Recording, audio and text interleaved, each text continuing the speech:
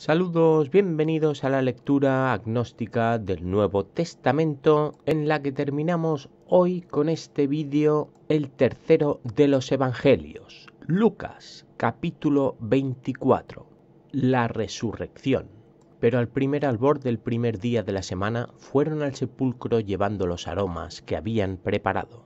Un versículo con dos cuestiones. ¿Cuál será este primer día de la semana? Viendo lo pendientes que están con lo que ha sucedido con el cuerpo de Jesús, puedo asegurar que este primer día es el inmediatamente después al sábado, por lo tanto nuestro domingo. La segunda, ¿qué son estos aromas? ¿Qué tipo de ungüento cuando el cuerpo ya ha sido enterrado? ¿Dónde se colocan estos perfumes? ¿Pueden aplicar estos ungüentos al cuerpo muerto de Jesús? No, no se puede tocar un cadáver, lo prohíbe la ley. Tal vez sea esta la prohibición la causa de que sean las mujeres las encargadas de cuidar al difunto. Ellas, solo por haber nacido mujeres, ya son pecado. Y hallaron que la piedra del sepulcro había sido rodada. Van al sepulcro y el sepulcro lo encuentran abierto. Y cuando entraron, no hallaron el cuerpo del Señor Jesús. ¿Y qué entenderíamos de este versículo si no estuviésemos influenciados por lo que tenemos que interpretar? Literalmente aquí nos dice que no han hallado al Señor Jesús, al amo Jesús, al noble Jesús. El cuerpo ha desaparecido. Y quedaron sumamente desconcertadas por esto, pero he aquí dos varones con vestiduras resplandecientes se pararon junto a ellas. Lucas no nos ha dicho quiénes son estas mujeres, Mateo sí lo dijo y Marcos también. Cada versión, pero es distinta a la otra. En una nos encontramos el sepulcro custodiado por una guardia armada. Incluso nos quieren hacer creer que fue un terremoto lo que movió la piedra. Un terremoto evidentemente provocado por ángeles que también se ven. Aquí estos ángeles aparecen ahora, son los de las vestiduras resplandecientes, que estaban llenas de temor y cabizbajas y les dijeron: ¿por qué buscáis entre los muertos al que vive? Estos personajes mágicos que solo pueden ver aquellas que están allí, les dicen estas palabras a estas mujeres que no sabemos quién son, que se entiende que después se las contarán a Lucas y a los demás evangelistas, que o bien eran muy pequeños o todavía no habían nacido. Pero ¿qué más da? Ellos escribirán esta historia totalmente veraz que nosotros tragaremos. No está aquí, sino que fue resucitado. Recordad cómo os habló estando aún en Galilea. Ya no está aquí, ha resucitado, llevaba toda la vida diciéndolo, que él no moriría, que resucitaría, diciendo: el Hijo del Hombre tiene que ser entregado en manos de hombres pecadores y ser crucificado y al tercer día resucitar.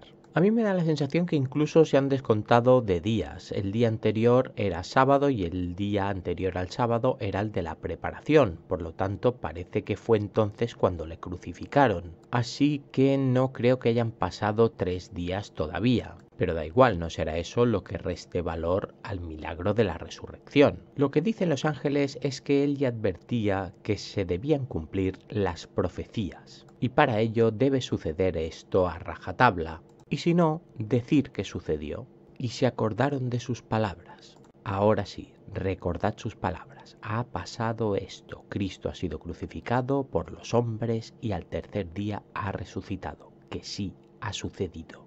Y una vez que regresaron del sepulcro anunciaron todas estas cosas a los 11 y a todos los demás. Como el cadáver no está, pueden volver tranquilamente sin tener que hacer la cuarentena prevista en la ley. La sorpresa que han encontrado se la comunican a los 11. Entiendo que a los 11 apóstoles. Falta uno, evidentemente. Judas ya no se encuentra entre ellos. Lo que me parece más curioso es que estos aún estén juntos, que no hayan huido. Y eran Miriam de Magdala y Juana y Miriam, la de Jacobo, y las demás que estaban con ellas, las que dijeron estas cosas a los apóstoles. Según Mateo, estaban las dos Miriam. Según Marcos, además de estas dos, estaba también Salomé. Esta última ha sido borrada de la historia por Lucas y la ha cambiado por una tal Juana. Pero es que además resulta que hay más mujeres. Lo que sí podemos asegurar, habiendo leído los 3 evangelios hasta ahora, es que seguro la que no está es la madre de Jesús, Miriam. Y estas palabras les parecieron como un delirio y no las creían. Los apóstoles, vaya unos para creer algo. Mas Pedro, levantándose, corrió al sepulcro y agachándose vio los lienzos solos y se fue a casa maravillándose de lo sucedido. Pedro, el hipócrita, el que dijo que estaría hasta la muerte con Jesús, el que lo negó 3 veces, sale corriendo a comprobar que lo que dicen estas mujeres es cierto. Y sí, lo es, de verdad que sí. Él quedó maravillado. En el camino a Emaús. El mismo día, he aquí 2 de ellos iban caminando hacia una aldea cuyo nombre era Emaús, que dista 70 estadios de Jerusalén. El líder de la revolución ha desaparecido. El primer día después de su entierro, ya hay 2 de sus seguidores que salen de paseo. Tal vez el motivo sea importante, pero Lucas solo nos describe este camino. Y conversaban entre sí de todas estas cosas que habían acontecido. Evidentemente es el tema de conversación. Y sucedió que mientras ellos conversaban y discutían, Jesús mismo se acercó y caminaba con ellos. Durante el camino se acerca ese líder desaparecido. Psst, psst, que soy yo, aquí estoy. Pero sus ojos estaban velados para que no lo reconocieran. Pero ellos no son capaces de reconocerle, ni por su aspecto, al que parece ser que no ven del todo bien, ni por su voz. Les dijo: ¿qué palabras son estas que conversáis entre vosotros mientras camináis? Se detuvieron con rostros sombríos. ¿De qué estáis hablando?, pregunta este presunto Jesús. Y uno de ellos, llamado Cleofás, respondió y le dijo: ¿eres tú el único forastero en Jerusalén que no has sabido las cosas sucedidas en ella estos días? El primer versículo tras el título del camino a Emaús nos decía claramente que 2 de ellos. Por coherencia con el texto deberíamos entender que son 2 de los apóstoles. Pues no, ahora resulta que uno se llama Cleofás. Es posible que sea uno de ellos y que se haya cambiado el nombre. Pedro tampoco se llama Pedro originalmente, pero también es posible que sea uno de los que sigue la causa de Jesús. Son detallitos sin importancia porque lo que nos interesa es creernos la historia. Queda muy bien hacer aparecer a Jesús después de muerto y que los suyos no lo reconozcan. Es un poco como la sorpresa de Gandalf el Gris convertido en Gandalf el Blanco. Les dijo: ¿cuáles? Ellos le dijeron las cosas acerca de Jesús el Nazareno, quien fue un varón profeta, poderoso en obra y palabra delante de Dios y de todo el pueblo. Jesús se hace un poco el despistado, de no sé de qué habláis, qué es, qué cuentan. Y ellos, que no saben con quién hablan realmente, le dicen: Jesús, Jesús, la de milagros que hizo Jesús. Y cómo los principales sacerdotes y nuestros magistrados lo entregaron para que fuera condenado a muerte y lo crucificaron. Y fíjate con todo lo que hizo y al final le han matado los malos, los sacerdotes. Y nosotros esperábamos que él era el que iba a libertar a Israel, pero además de todo esto, ya es el 3er día desde que acontecieron estas cosas. Nosotros que le seguíamos porque era nuestro líder. Él iba a libertar Israel. ¿A libertar de qué? Pues de los romanos. Pero es que además ya hace 3 días que murió. Aunque algunas mujeres de entre nosotros nos asombraron después de ir muy temprano al sepulcro. Y fíjate lo que ha pasado, que las mujeres, nuestras mujeres, nos contaron que al ir al sepulcro, pues al no hallar su cuerpo vinieron diciendo que habían visto una visión de ángeles, los cuales dijeron que él vive. Se lo encontraron vacío, solo había ángeles. Que sí, bueno, nosotros no íbamos, pero ellas dicen que sí, que les han visto y que les contaron que no se preocupen, que está vivo. Y algunos de los nuestros fueron al sepulcro y hallaron tal como habían dicho las mujeres, pero a él no lo vieron. Nosotros al único que hemos visto ir al sepulcro es a Pedro, pero vaya que si estos dicen que fueron más, pues también es lógico que lo hicieran. Entonces él les dijo: oh insensatos y tardos de corazón para creer en todo lo que hablaron los profetas. Ay, si es que no aprenderéis nunca, y mira que os he repetido las profecías escritas. ¿Acaso no era necesario que el Mesías padeciera estas cosas y entrara en su gloria? ¿Acaso no decían estas profecías lo que debía suceder? Y comenzando desde Moisés y siguiendo por todos los profetas, les explicó en todas las escrituras las cosas referentes a él mismo. Y otra vez, incluso después de muerto, se ve con la necesidad de repetir todo lo que ha dicho ya decenas de veces. Y acercándose a la aldea donde iban, él dio la impresión de ir más lejos. Les acompaña un trozo del camino, pero ellos se quedan ahí y él parece que continúa. Pero ellos lo constriñeron diciendo: quédate con nosotros, pues está anocheciendo y el día ya ha declinado. Entró pues a quedarse con ellos. Todo muy natural, te encuentras a tu líder resucitado a medio camino y lo único que le dices es: hombre, ¿a dónde vas a ir ahora? quédate aquí, que ya es de noche. Y sucedió que al reclinarse con ellos a la mesa tomó el pan y lo bendijo, y después de partirlo les daba. Y aquí hace lo que en otros evangelios hizo en la última cena, pero Lucas ha considerado que en su película quedaba más bonito como colofón final. Entonces les fueron abiertos los ojos y lo reconocieron, pero él se les hizo invisible. ¡Oh! ¿Cómo puede ser? Si nos ha estado diciendo que qué decían las escrituras sobre sí mismo y no nos hemos dado cuenta de quién hablaba. Nos ha advertido que ya nos dijo que resucitaría al tercer día, pero no hemos caído que podía ser Jesús. Ahora sí, pero ahora es tarde, ya no le vemos. ¿Dónde estás? ¿Dónde estás? Y se dijeron el uno al otro. ¿No ardía nuestro corazón cuando nos hablaba en el camino, cuando nos abría las escrituras? El uno al otro.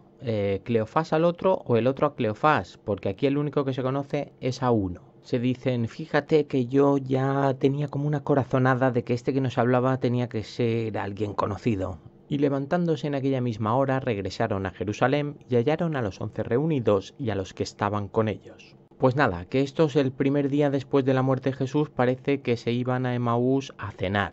Y ahora ya vuelven. Que sí, que también puede que hayan decidido volver por lo que les ha sucedido, que les vayan a contar a los otros, mirad que hemos visto. Que decían, realmente fue resucitado el Señor y se apareció a Simón. ¿Quién es este Simón? ¿Será el otro, el que no conocíamos su nombre? ¿Será Simón Pedro? ¿Qué tiene que ver Pedro en este paseo? Si no es así, ¿por qué nombrar a un Simón? Dirían, se nos ha aparecido a nosotros en el camino. Pero lo hace en tercera persona, se apareció a Simón. Más cuestiones sin respuestas que tampoco nos ayudan a encontrar la verdad de la existencia de Dios aquí. Ellos entonces contaron lo sucedido en el camino y cómo fue reconocido por ellos al partir el pan. Les cuentan su historia y cómo no supieron con quién estaban hasta que no hizo lo del pan. Jesús se aparece a los discípulos. Mientras ellos hablaban estas cosas, él mismo se puso en medio de ellos y les dice, paz a vosotros. Están estos contando la anécdota a los 11 que quedan y de repente, ¡pop!, aparece y dice, ¡hey! Aquí estoy. Paz sea con vosotros. Ellos entonces se turbaron y se llenaron de temor, pues pensaban que veían un espíritu. La sorpresa les ha asustado. ¿Quién es este? ¿A quién están viendo? Es verdad, es Jesús. No puede ser, ha muerto, debe ser un fantasma. Pero él les dijo, ¿por qué estáis turbados y por qué surgen dudas en vuestro corazón? Él les habla, ellos le oyen, y éste les dice, ¿de qué os asustáis? ¿De qué os extrañáis? Ved mis manos y mis pies, que yo mismo soy. Palpadme y ved, pues un espíritu no tiene carne y huesos, como veis que yo tengo. Atención, porque no es un espíritu. El que ha aparecido aquí es Jesús en carne y huesos. ¿Ha resucitado? Vayamos a suponer de que ha sucedido, que es así, que es cierto. Nos lo creemos, sí. Él está ahí, presente, vivo. Ahora me viene a la cabeza algo muy extraño que ha sucedido anteriormente en la crucifixión. La crucifixión no es un método de ejecución rápido, sino todo lo contrario. El último milagro que hemos leído es que Jesús nos han dicho que muere al cabo de 3 horas. Ese es el tiempo que estuvo colgado en la cruz. Que además ha venido alguien de alta cuna, José de Arimatea, uno de los patriarcas del Consejo, a pedirle expresamente a Pilato, el gobernador romano, el que estaba en contra de la ejecución de Jesús, que permita que se lleve su cuerpo, y éste se lo llevó a las 3 horas. De nuevo, sin necesidad de negar los hechos, encontramos respuestas más lógicamente humanas que divinas. Y habiendo dicho esto, les mostró las manos y los pies. No nos cuenta nada más, pero tenemos que tener en cuenta que en la crucifixión se clavan manos y pies, así que tal vez sea esta la prueba. Fijaos, mis heridas están frescas. Soy yo. Pero como ellos, a causa del gozo y del asombro, aún no creían, les dijo, ¿tenéis aquí algún alimento? Estos, que en principio han visto todo tipo de milagro, andar sobre las aguas, curar todas las dolencias, todavía siguen siendo igual de incrédulos. Menos mal que éste ha vuelto de entre los muertos, porque si no, todos los feligreses creyentes de esta religión hubiesen quedado a expensas de estos 11. Ellos entonces le presentaron parte de un pez asado. Jesús pide un alimento, no sabemos si es para multiplicarlo, un pez. y tomándolo lo comió delante de ellos. Pues no, lo que tiene el hombre es hambre, normal. Hace prácticamente una semana que sufre suplicios. Dadme algo de comer, lo que sea. No me imagino yo a un Dios pasando hambre. Y les dijo: estas son mis palabras, que os hablé estando aún con vosotros, que tenían que cumplirse todas las cosas que habían sido escritas acerca de mí en la ley de Moisés, y en los profetas, y en los salmos. Y mientras come, vuelve a la causa. Esto es lo que yo os había encargado, que debía cumplirse el plan, que yo debo ser reconocido como aquel del que hablan las profecías. Entonces les abrió la mente para que entendieran las Escrituras, y entonces se lo vuelve a contar otra vez lo que les ha contado 40.000 veces, que la revolución se ganará con el arma de la religión, con la protección y el sacrificio del pueblo. Y les dijo: así está escrito que el Mesías padecería y se levantaría de entre los muertos al tercer día. Este era el punto más complicado de cumplir de las profecías: cómo íbamos a hacer que el Mesías muriera y resucitara al tercer día, y lo hemos conseguido.